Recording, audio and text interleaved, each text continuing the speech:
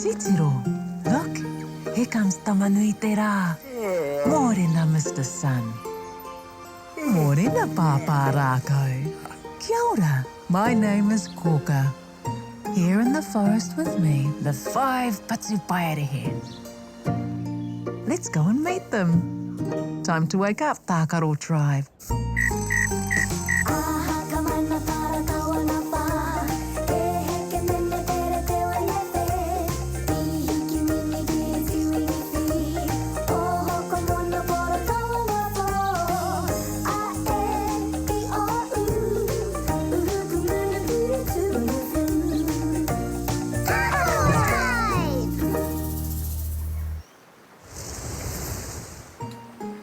What are you doing today, Tākaro Tribe?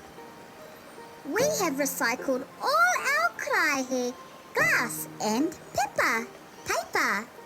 So now we have space to recycle something else. That's great work, Tākaro Tribe. Ooh, my puku is flashing. O Pāpā Rākau tēnei.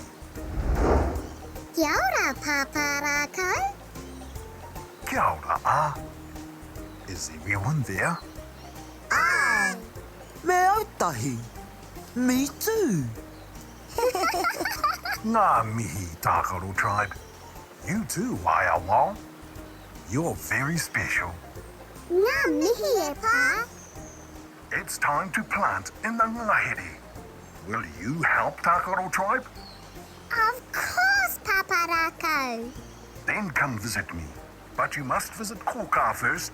Ka pai, let's go see Kōkā.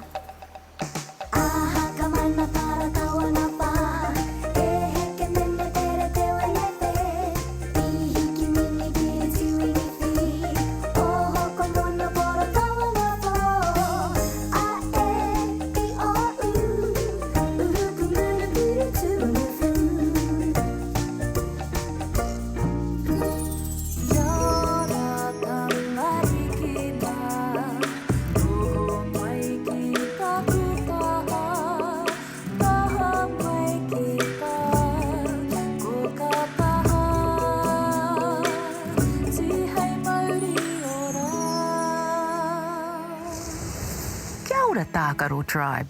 Kia ora, Kōkā. Today we're helping Pāpā Rākau.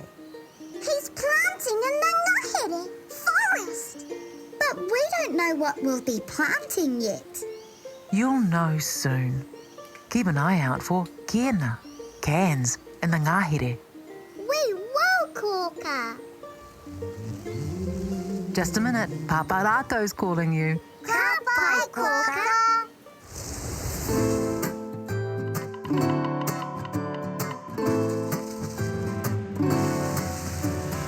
Amariki mā, noho mai ki aku kakiaka, whakarongo mai ki ngā kōrero o te ao marama.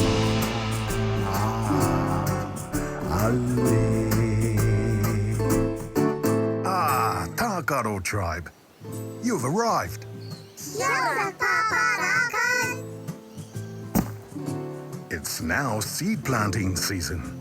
I've gathered my kākano, seeds, and put them in this pēke. Will you plant them in the forest? Anna, we can help with that, Pāpā Rākau. Small problem. How do we get there? Pooh will take you. She won't be long. Yay! What did Kōkā tell you? She said we should watch out for kēna, cans. Do you know how else kēna, cans can be used? How? Let's take a look. Kēna, cans, are commonly used to hold kai. But they can be cleaned and reused to hold crayons and pencils. They also make good candle holders. You can wrap a can in paper you have decorated. Or you can make a vase for puti, flowers. Ātāhua. Oh! Whoa! Whoa! Kōriake! Out of the way! Whoa! Sorry, my friends. The wind was a bit too strong. All aboard, Tākaro Tribe! Don't forget your recycling bags. Aye!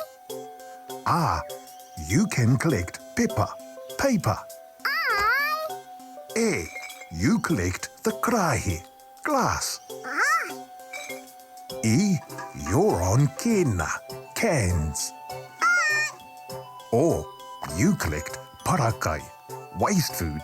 And the plastics. Ka pai, Pāpā Rākau. It's time for our karakia. E te wānei e hora nei, tēnei te Māori ka whakapiki, ko te Māori o ngā tamariki a tāne māhuta. Te Māori ka puta ki te whaiau, ki te ao marama. Haumi e, hui e, tai ki e. Pooh, please take Tākaro Tribe to my papatipu in the forest. Once you're all there, Pooh will tell you what to do. Ka pai! All aboard, Tākaro Tribe! We're off! E noho rā, Pāpā Rākau.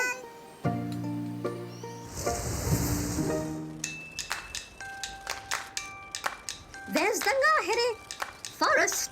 Yay! We'll soon be at Pāpā Rākau's papatipu, plant nursery. What's a papatipu, Pooh? It's where kākano, seeds, are grown into plants in containers. When they're big enough, they can be planted in the whenua. Oh, we're so lucky to have you teach us, Pooh. Backpacks off so we can collect rubbish. What are all these, Pooh? They're called tipu, seedlings. They're so small. They are now, but in time they will grow into great rākau. Now you can plant the kākano Pāpā Rākau gave you. But we don't have anything to plant them in, Pooh. Wait, Kōkā just texted. She sent the word of the day. It's in the kete. Where's the kitty? There, on that toka rock.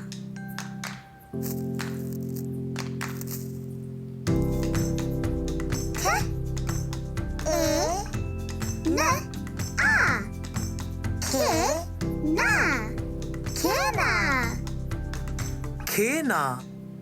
Can is the word of the day. But how does that help us plant Pāpā Rākau's kākano? You can use kena, cans, to plant them into. Small raru, problem, Pooh. We don't have any kena. I think you do, eh?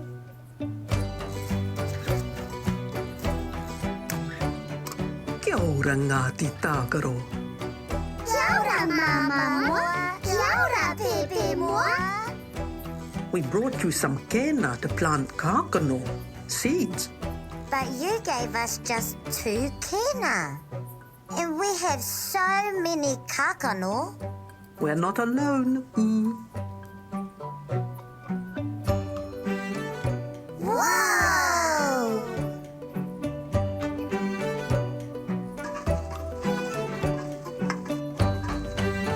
Time to get to work. Put some soil into the kena, then plant 1 kākano into each one.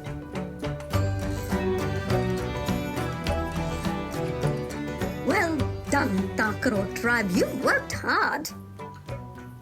Thank you, everyone. Without your help, we wouldn't have been able to do what Pāpā Rākau asked. The job is done. It's time to go home.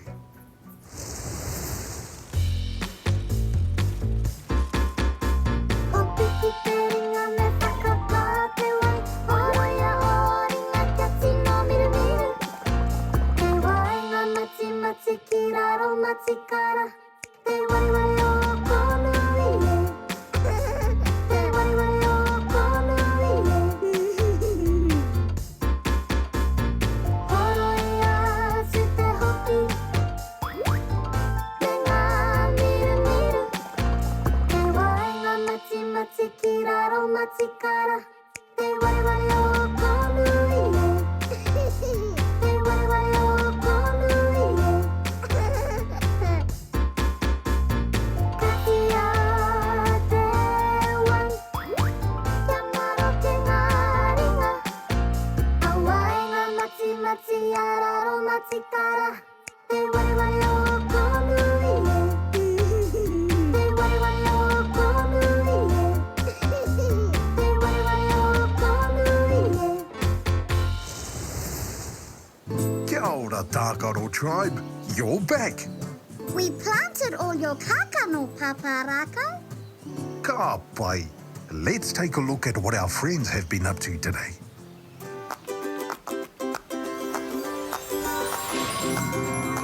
Tēnā! Tēnā!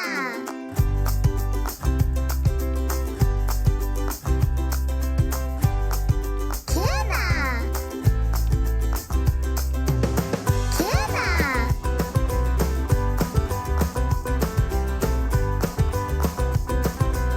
Tēnā! Kia ora, Tākaro Tribe. Did you have a good day? It was beautiful! Let's take another look at what you did today. First, Pāpā Rākau gave you a pēke of his kākano. Then he asked you to go into the ngahere and plant the kākano in his papatipu nursery. The creatures in the ngahere brought you kēna to plant the kākano seeds in. And you learned a new word. K, e, n, a. Kēna. Kēna. That's an excellent day.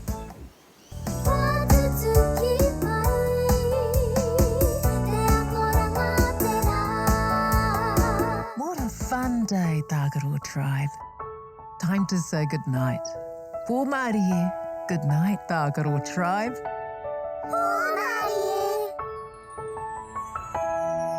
Oroia tō mata, paraihe o niho. Kuhuna o kakamoe po mari e kuhu ki te moinga. Takoto iho ki raro.